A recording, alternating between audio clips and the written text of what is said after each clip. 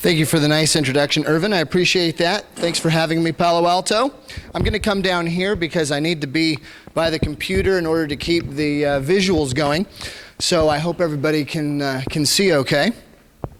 The topic that I'm going to be discussing today is, a subject that is often considered to be a profanity, which is density.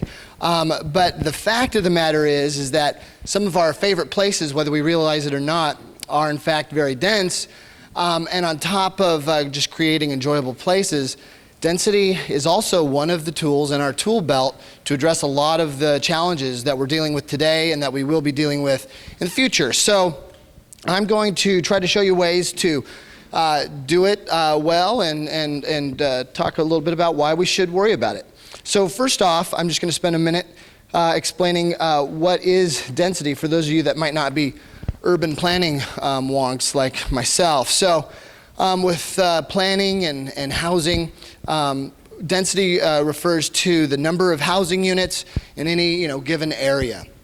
And it's typically measured by dividing the number of units in the housing project by the acres in that project, and we typically use net density in planning, which means you're only worried about the land, the parcels that the housing is actually on, rather than streets and parks and so on and so forth. Factoring all that in would be gross density, but it's not very useful for most planning purposes. So, most cities limit density, usually attempting to avoid issues like parking problems and traffic congestion and so on and so forth, which are legitimate issues to be concerned about. However, excessively regulating this can also lead to other issues such as housing shortages, like we've been dealing with here in the Bay Area for quite a while, and also automobile dependence as things get further and further apart due to the low densities, and then suburban sprawl going into our wilderness areas and farmland.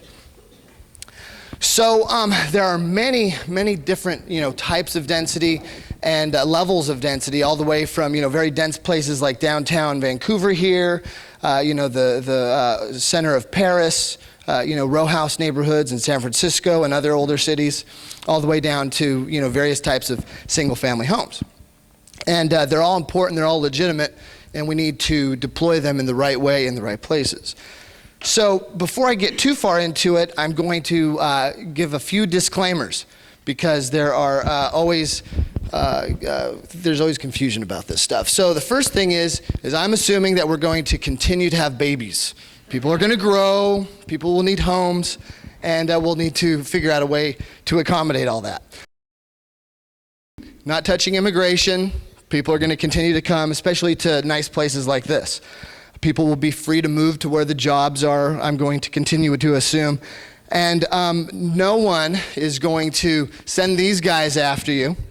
I'm not suggesting that, and rip you from your home and stick you in here. I'm not suggesting that, so don't worry about that as I go through the presentation.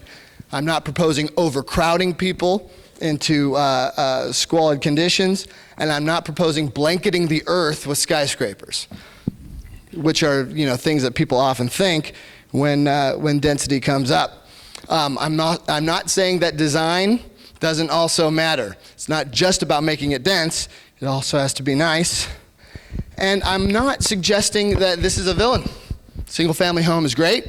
A lot of people love it, and it works if done well. Problem is, we've put all our eggs into one basket. And lastly, and most importantly, I'm not proposing this. Don't worry. So, why should we care? Why do we need to be concerned about density? First of all, there are environmental reasons. Everybody wants to be green now. That's the big thing. And yet we've, had trouble getting there. We want to obviously preserve the wild places and the farmland, not only to enjoy them, but it's a valuable resource that we actually need for our economy. And if it's all paved over, that's a problem. And yet, because we haven't been able to build densely, successfully in this country, the amount of land that we consume is growing at a rate far faster than population growth. As you can see here in the West, for every we increased over the last 20 or so years by 32% in population, which is the blue, but 49% in land area. In the south and the northeast, it's even more of an exaggeration. The northeast only grew by 7% in population, but 39% in land area. During this period, Cleveland actually shrunk by 8% in population, and it still expanded 20% in land area. And so you can see here on this chart, I'm going to show a series of charts based on this template. Density rising up the left side from very low densities all the way to extremely high densities. I'm sorry, along the bottom from left to right. And then on the top, from top to bottom, you can see the acres of land used per 1,000 households. And at 3 units per acre, very low suburban densities, we use a lot of land.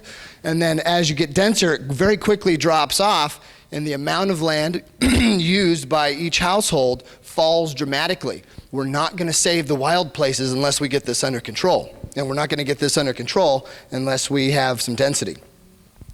Not only does all this take up space, but most of this space is occupied by lawn. Lawn, fescue, and other grasses is actually the largest agricultural crop in the United States. And in the western half of the country, 60% of urban water use goes to this. We have enough water for the people, but we have too much grass to water, and that's really one of the big issues. And so you can see as you get denser going to the right, water use drops dramatically. And that's because you don't have so much lawn devoted to each family. What is the scale on that? So that is gallons of water used per household per day. And it drops dramatically as you go to the right and get denser.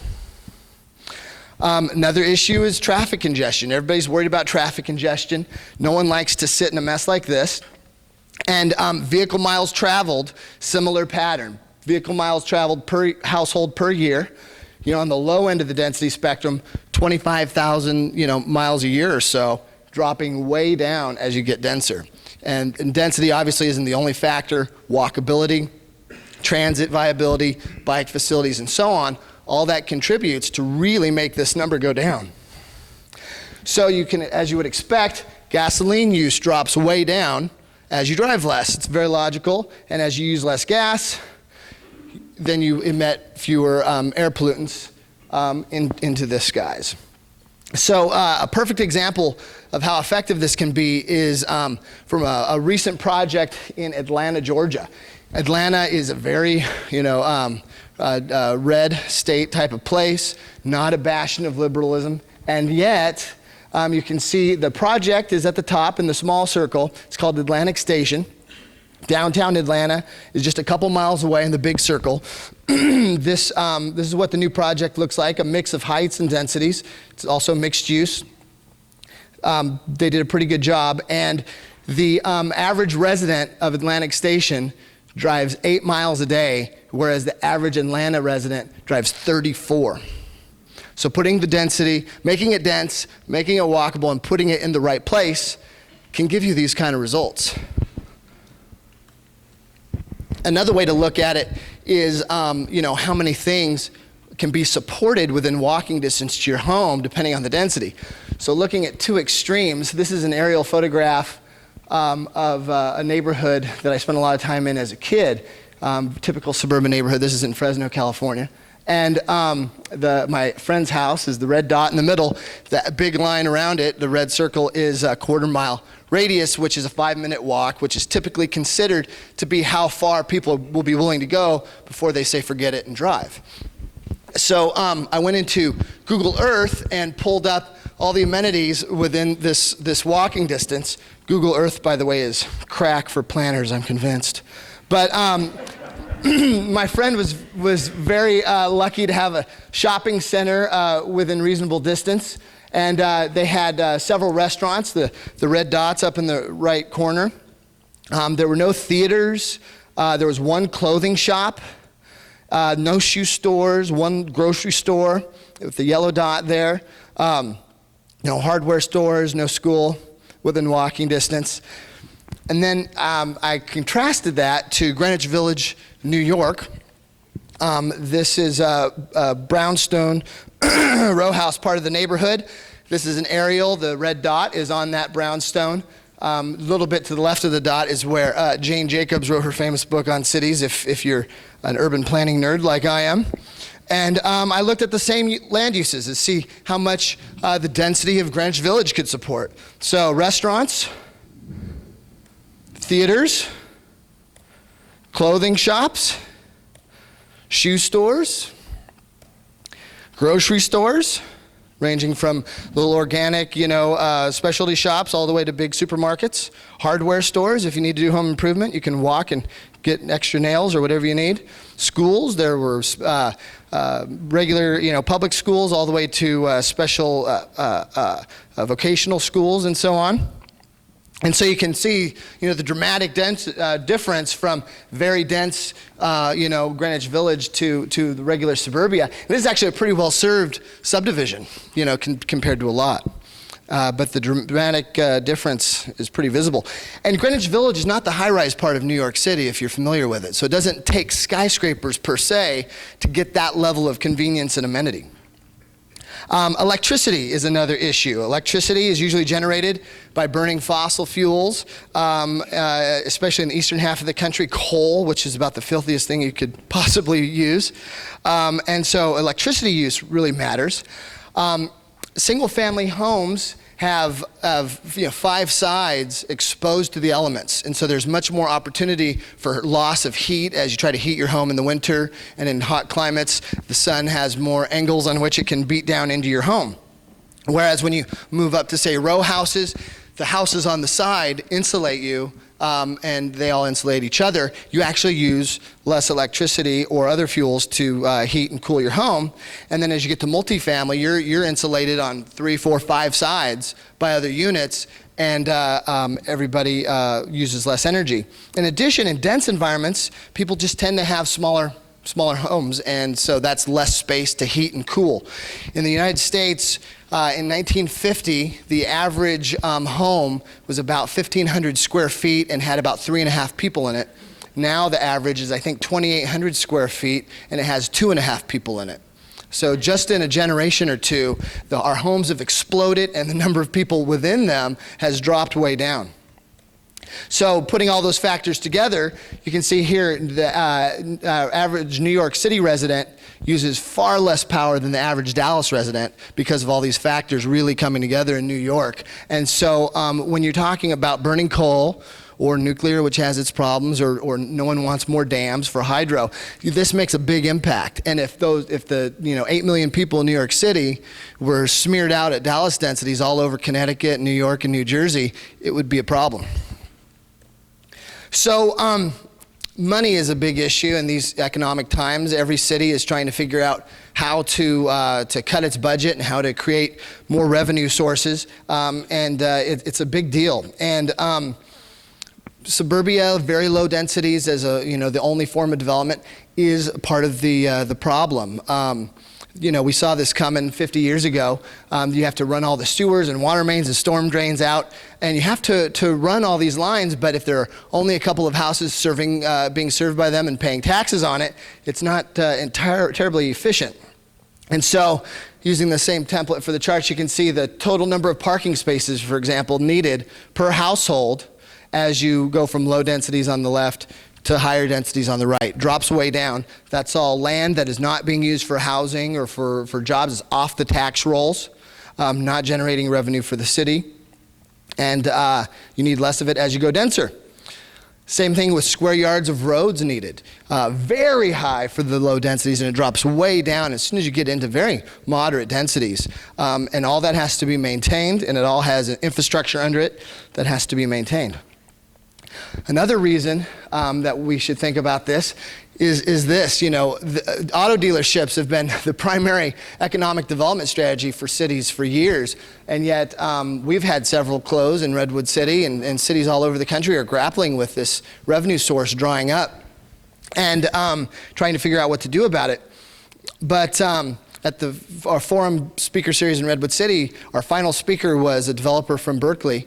And I borrow this slide from him. This is a project of his in Berkeley. It's only 8 stories.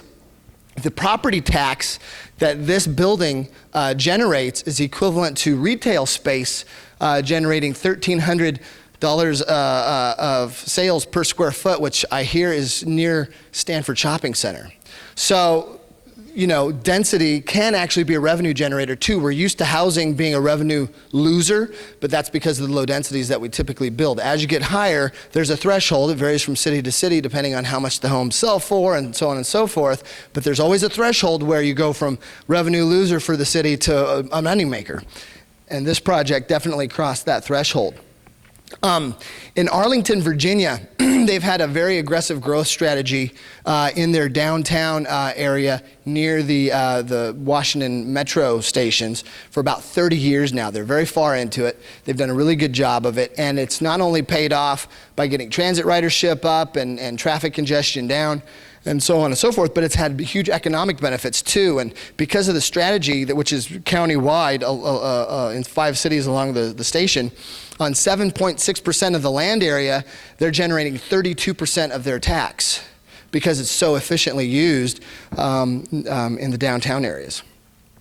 And not only that, but as you can see from the 2 examples here of amenities, having all those customers right on top of your business is obviously good for business. And when the people live that close to you, you don't have to try to lure them off of the highway. They're more likely to come to you because it's so convenient. Now, there's also social reasons to encourage the good kind of density in the right places. We all need some place to come together, and the dense, urban parts of our cities are the natural place for it. Frankly, in the low-density areas, the people that live there tend not to want a lot of people gathering around, but in the dense areas, it's expected and usually welcomed, and it's a good place for the community to do that. We need places to celebrate. We need places to mourn, when tragedy strikes a community. Just a place to run into friends and neighbors and make new ones. And civic pride, there's a reason you don't see postcards like that.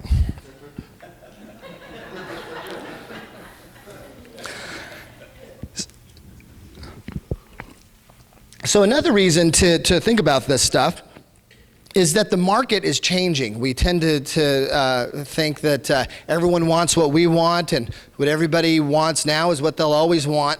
But the fact of the matter is the housing market, consumer preferences, is slowly evolving, and we haven't kept up with it in the planning profession. The baby boomers are aging, and their needs are changing. The kids have moved out. They're empty nesters now. They want to be able to walk a lot of times. A lot of people are getting tired of spending their weekends doing this and are looking for something else. And a lot of people are getting sick of sitting in a linear parking lot on their way to work.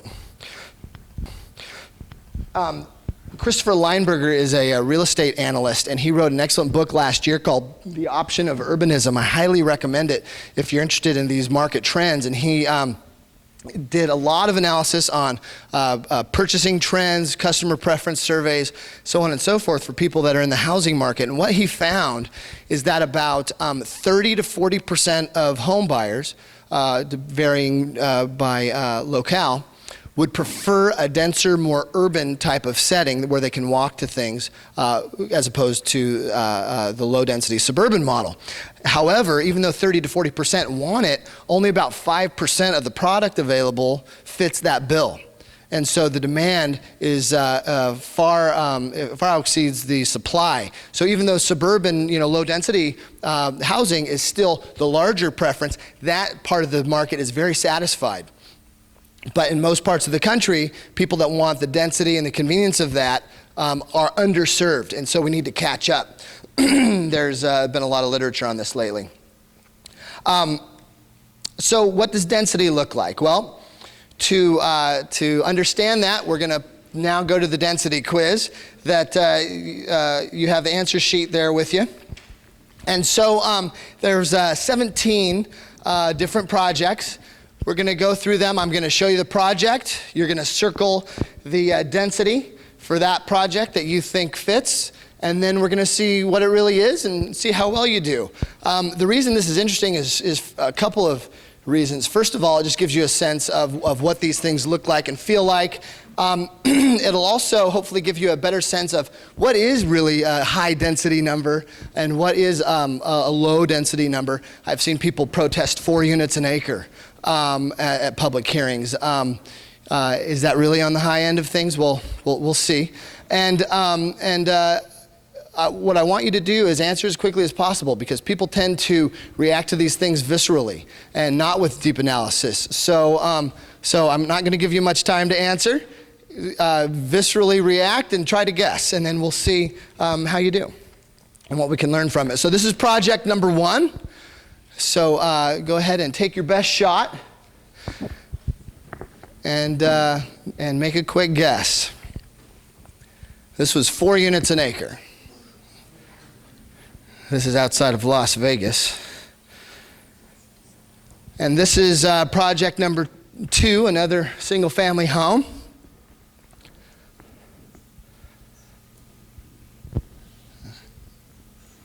I see a lot of movement out there. I think you all have it. 17 units an acre. 17 units an acre. These are a little smaller lots. The 2-story configuration helps. This is a development called Aggie Village in Davis, California. So this is project number 3, townhomes in Brea, California.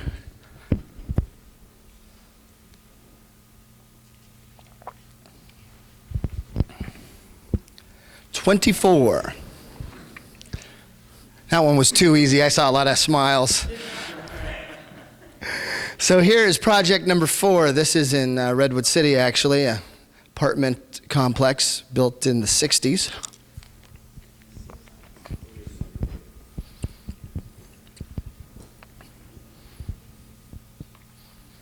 Good location, by the way, right across from Whole Foods. 80 units per acre. 80 units. Project number 5, also in Redwood City. Built in the 20s. Mixed in with single-family homes, by the way. It's not one house. No, that's an apartment building. Yeah, that's an apartment building, but all the neighbors are single-family homes. It was built before zoning. There was no zoning to stop multifamily from coming in. 72. 72 units per acre. How are you counting this? With the single family around it? No, just the parcel And then that this, exactly. So this is far less than an acre, for example, that this project is on. It's only, 20 or 15 units, but you multiply it, you figure out how many acres, it's 0.3 acres or whatever, multiply that by the unit count, and there you go. Project number 6, also in Redwood City, not quite as nice.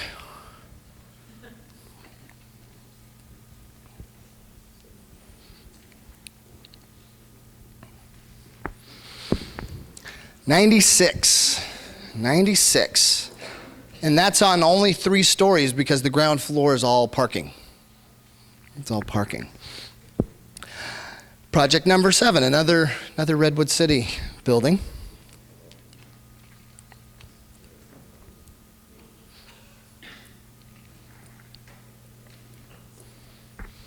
Okay.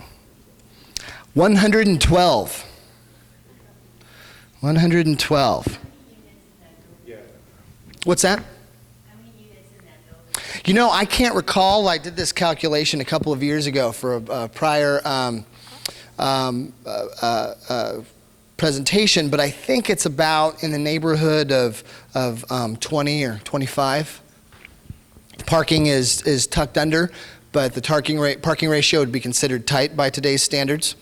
It's not a 1-to-1 ratio. Project number 8.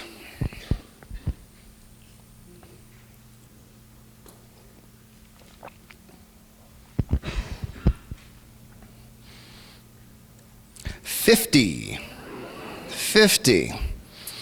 This is the infamous Cabrini Green federal housing project in Chicago. The reason the density is so low is most of the parcel is taken up by green space.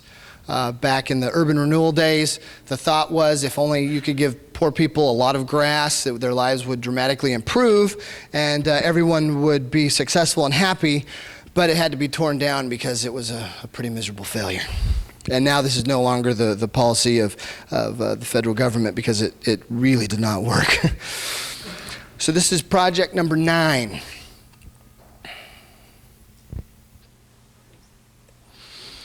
Project number 10, now we're moving into the Palo Alto part of the quiz. This is on Forest Street. Actually, all my Palo Alto examples are from Forest Street. So that's 45. 45. So there's another angle on it. Project 11, a couple blocks up. Older vintage. That one's kind of tough to see. I hope you're all familiar with it. It's Lanning Chateau. That one's 174. 174.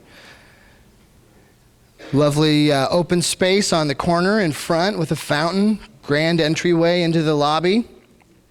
Very nice. It's got a very Ivy League feel with the ivy growing on it. The reason the density is so high is almost all of the lot is covered. There's no on-site parking that I could find, and on top of that, the units are probably pretty small, I'm assuming. This is Project 12, right across the street.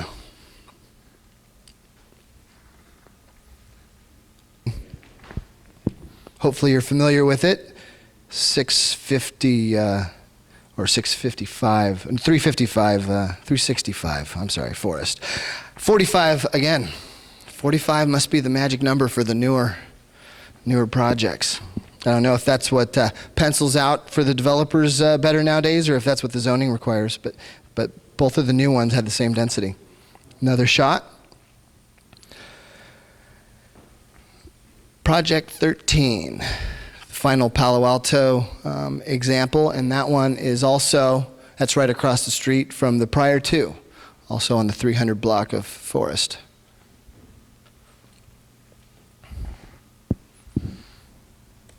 '51.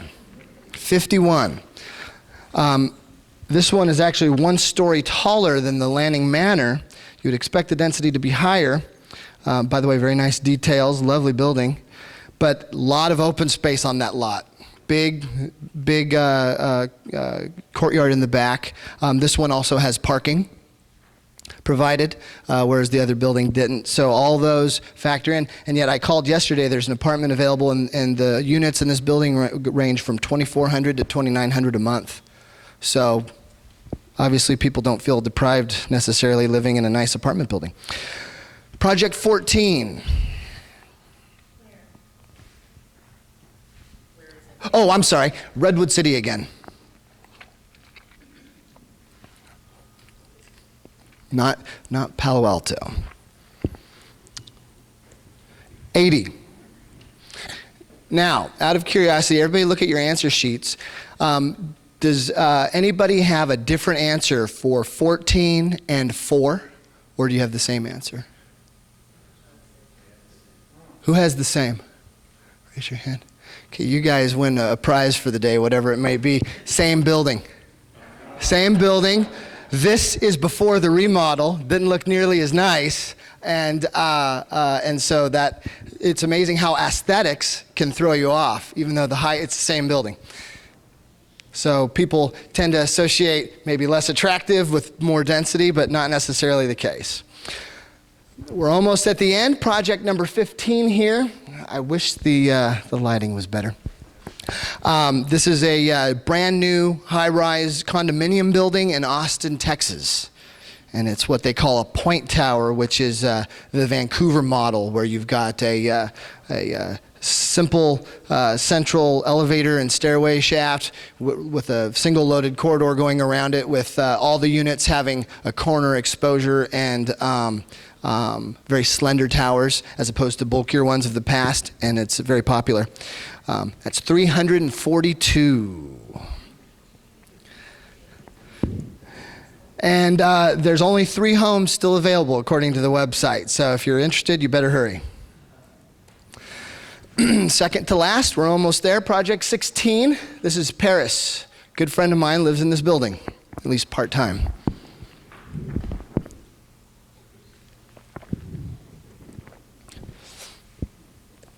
$384.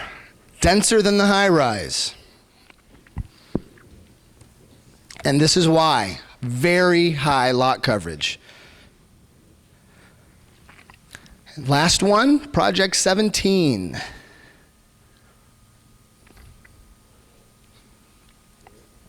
This is San Francisco. Yeah. 0, office building. Tall does not mean high residential density. Trick question. So, clearly, the density number cannot tell us a lot of things. It can't tell us if it's affordable or luxurious or tall or short. We saw a lot of tall buildings that were less dense than low buildings. It can't tell us if it's beautiful or ugly. Could be either. It can't tell us if it's owners or renters. A lot of these buildings that you saw were condominiums. Owners lived there, not renters. Can't tell you if it's crime prone or if it's safe or if it's overcrowded or spacious. So, why were the numbers all over the map? Why is it so hard to tell, what the density is? There are several factors involved. Height is one of the factors involved. Obviously, the more units you can stack on top of each other, the higher the density will be. But clearly, it's not the only factor, because Lanning Manor there on the left is denser than Cabrini Green, even though Cabrini Green was taller. And the reason is the lot coverage is one of the reasons.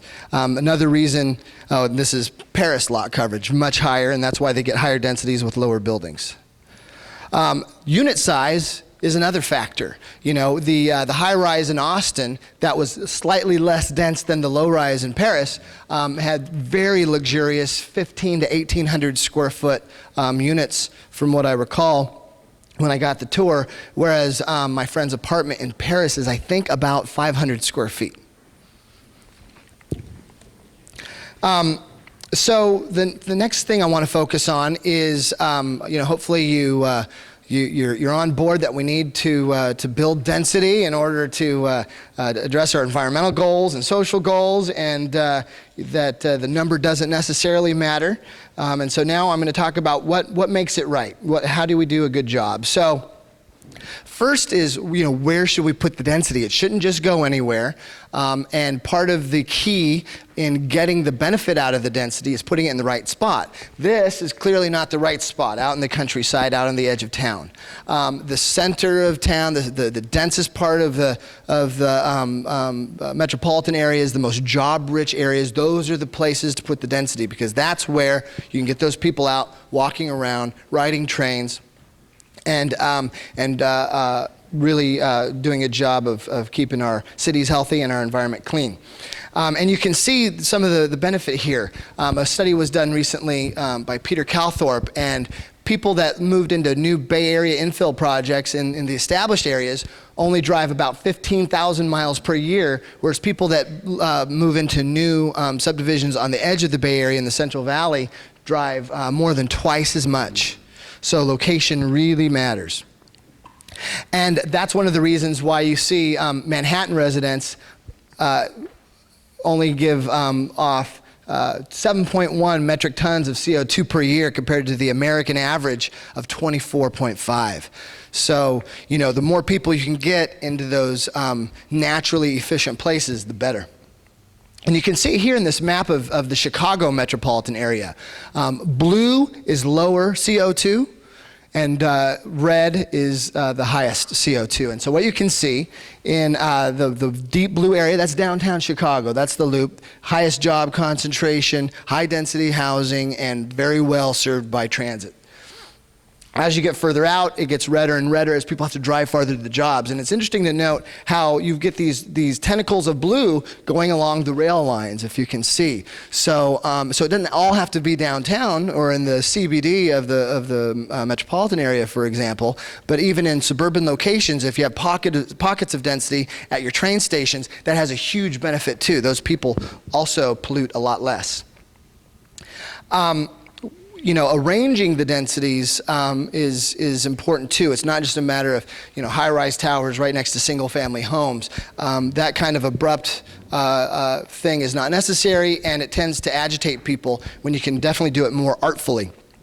And this is an aerial of Portland, Oregon, and you can see here what they've done is clustered the density along the major streets. Single-family homes don't want to be along the major streets anyway. And in multifamily housing, you often have retail on the ground floor. The retail wants to be by the major streets. Transit is along these major streets, so all the people in the high-density housing can get right to the streetcar line or the bus line or the light rail Portland has, and so it makes a lot of sense. Meanwhile, the interior of these quadrants made by the major streets the single-family homes are preserved.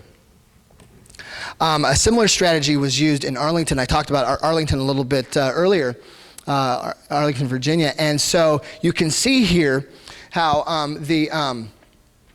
the density is clustered up here by the train station, and then very close by, the single-family homes have been very faithfully preserved, and the density has not been allowed to encroach into those areas. It's a very clear demarcation. Transitions down, and then the single-family home rules from there on out.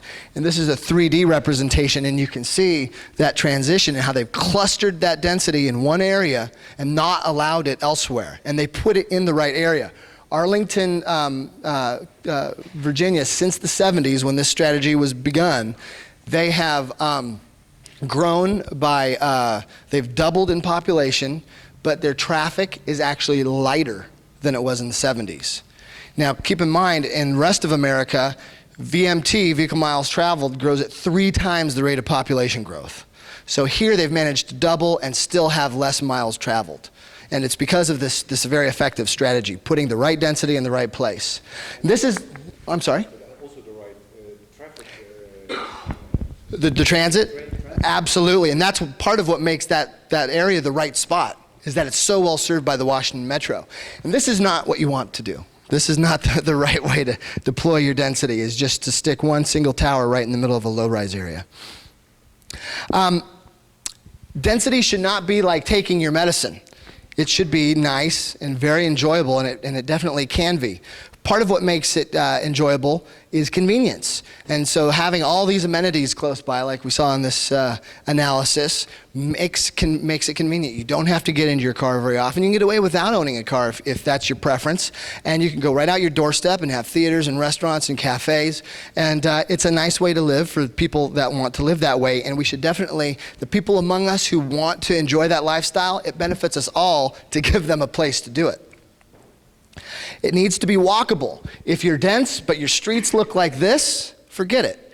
It's not going to work. It's absolutely not going to work. Your streets need to look like this. It needs to be very nice. We've spent, billions of dollars or probably trillions at this point, over the last 60 years, trying to make driving as convenient and comfortable as possible. And this is what we've done to pedestrians in a lot of places. And then we wonder why no one walks and why does everybody drive? It's very logical. And if you do the opposite approach, you lavish the pedestrian with convenient places, people are going to walk. And it's not just the streetscape itself, but it's also the street pattern. This is a housing project in New York City where dozens of streets were obliterated to make one giant project. And so people can't walk through this.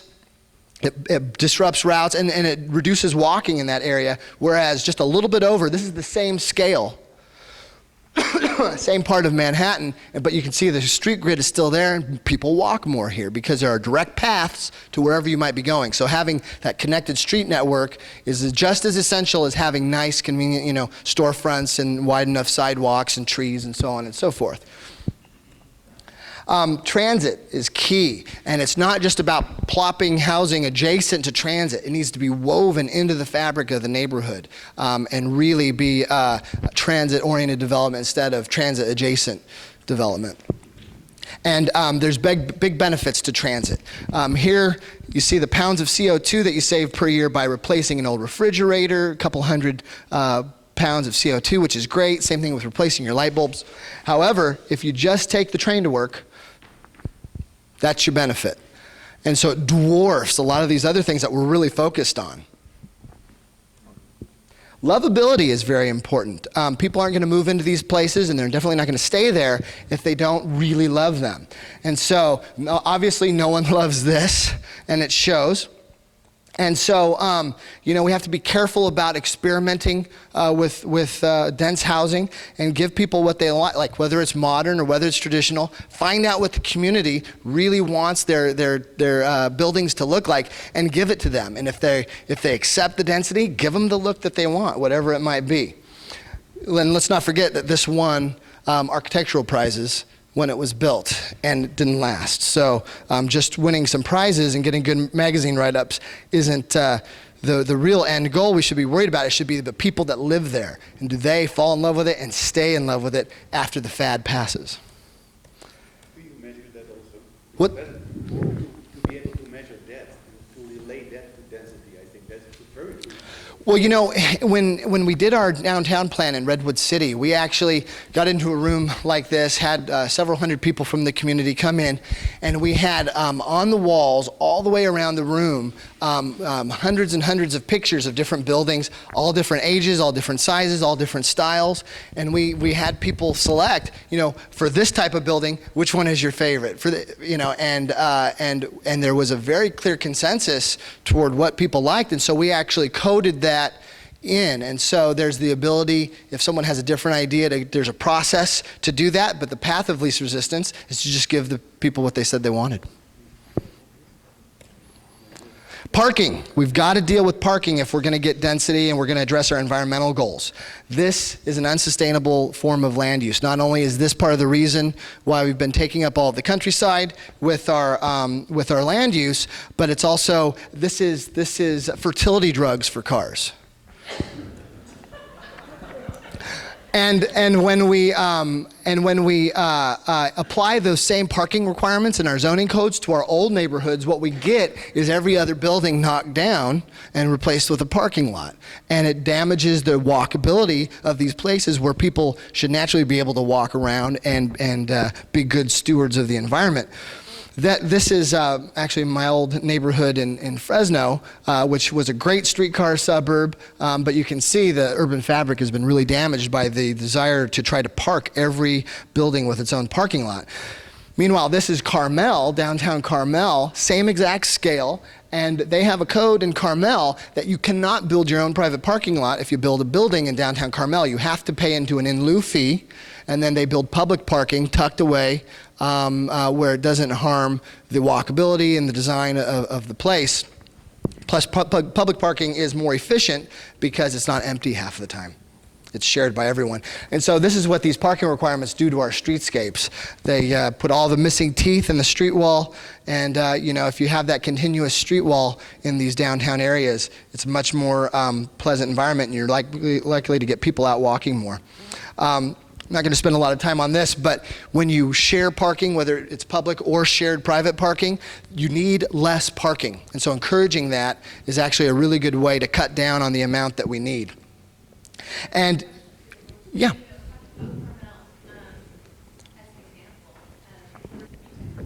Well, the key is good parking management. It's not just about cramping down the supply or tucking it away into the hidden corners. I don't want to get too much into it because literally parking management could be a whole 2-hour presentation. I don't want to derail from the main subject too much. But what I can tell you is that pricing and other policies that you can put in place can keep the employees from hogging up those curbside spaces, which is what the retail customers want, and get them into the garages and then free up spaces curbside for folks like you who want to grab a bite to eat or do some shopping. We've had some success with that in Redwood City. Other cities have done it too. And playing with those curbside policies to get the employees out of there is challenging, but that's the essential element, because I guarantee you all those people hogging up the parking that you wanted were employees or shopkeepers who ought to know better, but they have a genetic defect and they can't help it. And they can't help it. They have to park in front. So I guarantee you somewhere in Carmel, there's an empty parking space in a garage or in a public lot a couple blocks out of the shopping area that should be filled by that employee that's taking up your spot. So management is also key. And the reason we don't want to just overpark is this. The parking is so unbelievably expensive to build. There were a couple of parking garages built here in Palo Alto a few years ago, and the net cost per new parking space was $50,000 a piece. A little higher. So it's unbelievable how expensive it is to do it. So you want to have enough, because people still get around by car, but you don't want one spot more than you absolutely have to have, or you're not going to get a lot of development, and what you do get is not going to be affordable, because it has to amortize this into the cost of everything. Open space is another issue. A lot of America, this is what makes up open space: nature band-aids in front of bad buildings. Whereas in denser areas like my friend's neighborhood in Paris, that's his building right there, and you can see parks, beautiful tree-lined streets, sidewalk cafes, lovely greens and playgrounds. This is all within his neighborhood within a couple of blocks. And so even though the buildings densely occupy their land and it's very built up, there's a lot of open space very close by, and it's meaningful open space, not landscape berms. How do we make the smaller homes that often come in downtown or dense areas desirable? Everyone likes their space. Part of the reason is because as we moved out into suburbia, we had to make do without theaters and cafes and all these other things. And so we had to replace those amenities in our homes. And so everyone has a home theater now, and an espresso machine, and a home gym, and all these things. They're empty half the time, 3/4, 4/5 of the time. And it's very inefficient, and it's expensive for all of us to have the space for this and to buy all the equipment. And if you live in an amenity-rich neighborhood, you don't necessarily need to have all this in your home. You can downsize without sacrificing your quality of life. In fact, you might enhance it. And again, going back to that Greenwich Village example, these folks don't need a home theater, right? They've got it right outside their doorstep. And so having amenities like that in our areas that we target for dense housing is key. And then lastly, we need to level the planning playing field for dense projects. It's very tough nowadays in most cities to, even if you find the right area and people support it, to get the denser housing built. There's an array of codes that are fortified in front of you to intentionally or unintentionally keep you from getting it done, and that's why we see so little of it. NIMBYs, big challenge, and so people tend to panic when they hear a new building is coming. They don't like most of what they've got for the last 50 years, and so it's an understandable reaction. However, we have to overcome this if we're going to be able to put density in the right places, because guess what? The right places with transit and jobs and services and amenities, they're occupied by people who are going to pick it. And so you have to work through that in order to make it happen. CEQA, the California Environmental Quality Act, if you're not familiar with it, count yourself lucky. It's a very challenging thing to deal with. And even though the intentions were good, it's actually forced a lot of growth out into the suburbs, because you're required to tally up all your impacts and then mitigate them. And the easiest way to mitigate your traffic impact is to go out into the middle of nowhere where there's no traffic. And so it's had dire unintended consequences. And so it's made development by trains and downtowns and other prime places for infill development very challenging to do. And it's a very handy tool if you hate development. You sue over the EIR and you'll grind anything to a halt. And so it's a big challenge that we have to figure out how to overcome. By the way, I was hesitant to use this picture, but it's the only one I could find. It's a little fuzzy, but then I thought, well, CEQA was not clear, so maybe that's perfect. Easier codes, visual form-based codes that make life easier for developers who want to do the right thing is another key thing that cities can do. Using pictures and charts rather than page after page of legalese that's very tough to work through is also a good thing that you can do. And then within these easier codes, removing or raising the units per acre restriction is key. In Redwood City, we for years had a 40 unit per acre cap, and as you can see, 40 units per acre compared to some of the projects that we saw earlier, even 4 or 5 story buildings that would fit in just fine, are much denser than that 40 units, and we weren't getting the housing that we wanted. So in our downtown, we actually raised that, or actually eliminated it altogether, and that's something that really needs to be considered. Lowering, or in some places they've removed the parking requirements, but at least lowering them and reflecting the fact that people that live by trains and services tend to drive less. We'll make things more feasible dealing with the on-site open space requirements. Some cities require, several hundred square feet of open space per unit. Well, you're not going to get very many units if that's the case. Obviously, allowing mixed uses and the appropriate heights is also key. These are some projects that we're working with in Redwood City right now. This is a 12-unit building going in next to a historic house, and it's 105 units an acre, and that's going to fit in very nicely on its vacant lot. This is another one that we've got, a more modern design outside of the historic district, which is appropriate. And it's 142 units. This is one for El Camino on a very tight lot, very small but nice units. And this lady was inspired by Paris, as you can see. And that's 270 units per acre. So, there's a wide range of things that you can do, and I think it's an important goal that we should all work for as we try to be green and responsible and get people out of their cars and give them more choices on how to live. So with that, I'll end my presentation. If there's time for questions, I'd be happy to take them.